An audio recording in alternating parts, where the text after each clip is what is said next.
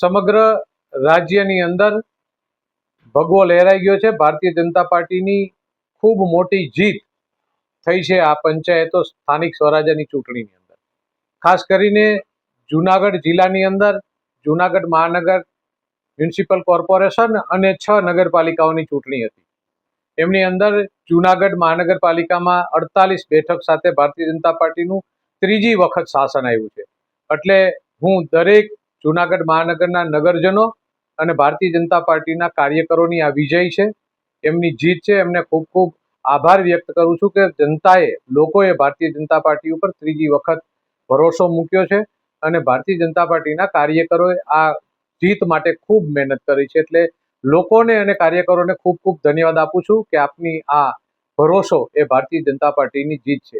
અને એમની સાથે જુનાગઢ ડિસ્ટ્રિક્ટની અંદર 6 નગરપાલિકાઓની અંદર 5 નગરપાલિકાઓની અંદર ભારતીય જનતા પાર્ટીને સ્પષ્ટ બહુમતી સાથે વિજય થયો છે અને એક માંગરોળ નગરપાલિકાની અંદર 15 કોંગ્રેસ, 15 ભારતીય જનતા પાર્ટી અને 6 અધર પક્ષના ઉમેદવાર જીત્યા છે। એટલે સમજીએ કે 6 નગરપાલિકાની અંદર ભારતીય જનતા પાર્ટીનો ભવ્ય વિજય થયો છે અને લોકોએ ભારતીય જનતા પાર્ટી ઉપર, આદરણીય નરેન્દ્રભાઈ મોદી ઉપર, આદરણીય મુખ્યમંત્રી ભૂપેન્દ્રભાઈ પટેલ અને પાર્ટીના અધ્યક્ષ આદરણીય CR પાટીલ સાહેબ અને અમારા સંગઠન મહામંત્રી રત્નાકરજીની આમની સમગ્ર મહેનત અને અમારા પાટીલ સાહેબ તો કાયમ કહે છે કે ભારતીય જનતા પાર્ટીના કાર્યકરનો જન્મ જીતવા માટે થયો છે। એટલે એ સૂત્રને આજે સાર્થક કરી અને ભારતીય જનતા પાર્ટીની ભવ્ય વિજય એ વિશ્વાસનો વિજય છે, લોકોનો ભરોસો છે, વિકાસની રાજનીતિ છે અને ભારતીય જનતા પાર્ટીની વિચારધારાનો વિજય છે। એટલે ફરીથી સમગ્ર જનતાનો અને ભારતીય જનતા પાર્ટીના કાર્યકરનો આ વિજય છે, એમને ખૂબ ખૂબ આભાર व्यक्त करूँ છું, એમને धन्यवाद આપું છું। पूरे राज्य के साथ साथ जूनागढ़ जिले में भी स्थानीय निकाय के चुनाव थे, जिसमें जूनागढ़ महानगर पालिका के साथ साथ 6 नगर पालिका और 2 तालुका पंचायत की बाई इलेक्शन हुई थी, जिसमें मतदान जो तारीख थी उस दिन भी काफ़ी अच्छी मात्रा में मतदान हुआ, खूब शांतिपूर्वक मतदान हुआ। और आज जो मतदान हुआ था उसकी जो वोटिंग थी, काउंटिंग का दिन था, आज भी पूरे ज़िले में खूब शांतिपूर्वक बहुत ही अच्छी तरीके से ये काउंटिंग का जो प्रोसेस था वो ख़त्म हुआ। पूरे ज़िले में कोई भी ऐसे कोई अनिच्छा जो तनाव वगैरह बने नहीं और इस पूरी प्रक्रिया में हमारे करीबन 400 जितने पोलिंग स्टेशन थे जिसमें लोगों ने जाके वोट किए और 3,60,000 जितने वोटर जो इसमें शामिल हुए। इस पूरी प्रक्रिया में आप सभी मीडिया के लोगों का भी काफ़ी हम लोगों को सहयोग मिला और काफ़ी एक शांतिपूर्ण वातावरण में ये पूरी प्रक्रिया संपन्न हुई।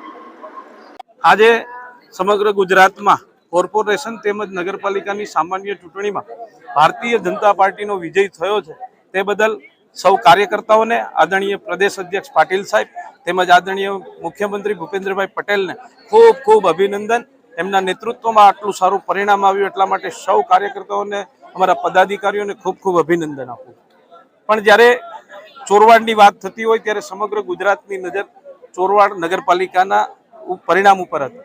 ત્યારે સમગ્ર ચૂંટણીના પ્રચાર દરમિયાન તમામ ગામના લોકોએ, તમામ સમાજના લોકોએ પોતાના સપના પૂરા થાય એટલા માટે થઈને ભારતીય જનતા પાર્ટી ઉપર ભરોસો મૂક્યો।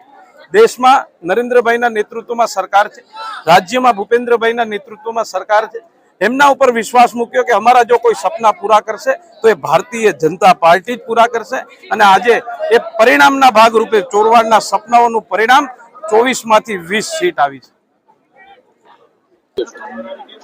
जनताए आज कांग्रेसना उम्मीदवारों તેમજ कांग्रेस पार्टी ने एक जड़बातोड़ जवाब आपी आज जे वोट नंबर 5 ની પેનल ने जंगी बहुमती विजय बनावी।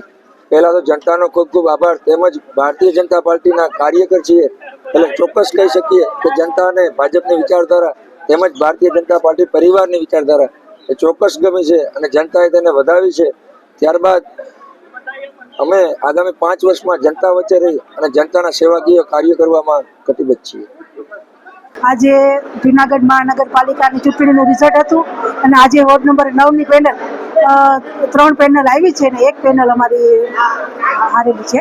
પરંતુ દુઃખ થાય છે કારણ કે આજે હવે 25 થી 30 વર્ષ થયા પેનલ તો પેનલ જીતતા હતા, પરંતુ આજે વખતે અમારી ત્રણની પેનલ આવી છે, એટલે આમ જોઈએ તો ખુશી પણ છે અને આમ જોઈએ તો દુઃખ પણ છે.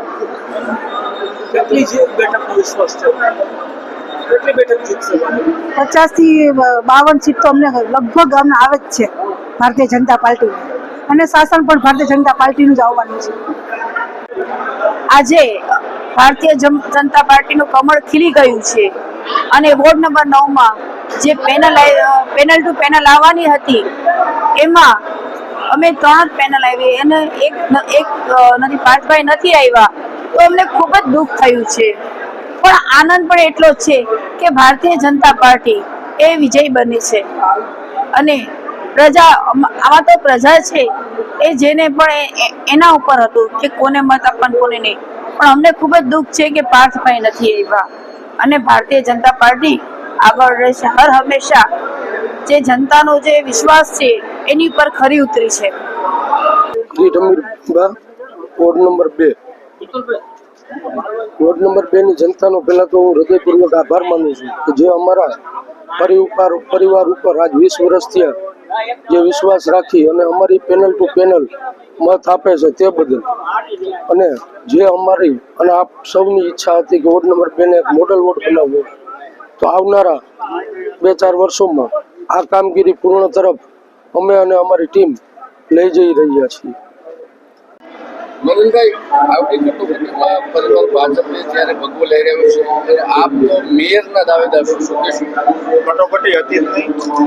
પ્રજાના કાર્યો ભારતીય જનતા પાર્ટીના સમયમાં થયા છે અને વોટની પ્રજાને ભારતીય જનતા પાર્ટી પ્રત્યે ભરોસો હતો એ આજે મતપેટી દ્વારા સાબિત કરી દીધું છે ને. ભારતીય જનતા પાર્ટીના એમના ચારેય ઉમેદવારોને જંગી બહુમતીથી જ્યારે વોટમાંથી અમને ચૂંટ્યા છે ત્યારે વોટની સમગ્ર પ્રજાનો હું હૃદયપૂર્વક આભાર માનું છું. આપ યુવા ઉમેદવાર છો અને મેયરના કોણ દાવેદાર? પાર્ટી નક્કી કરતી હોય છે. ભારતીય જનતા પાર્ટીમાં ટિકિટ માટે દાવેદારી મેં કરી હતી, પાર્ટીએ ઉમેદવાર બનાવ્યો. કોણ મેયર હશે, કોણ ડેપ્યુટી મેયર હશે, કોણ સ્ટેન્ડિંગ હશે, આ બધું ભારતીય જનતા પાર્ટીમાં પાર્ટી નક્કી કરતી હોય છે.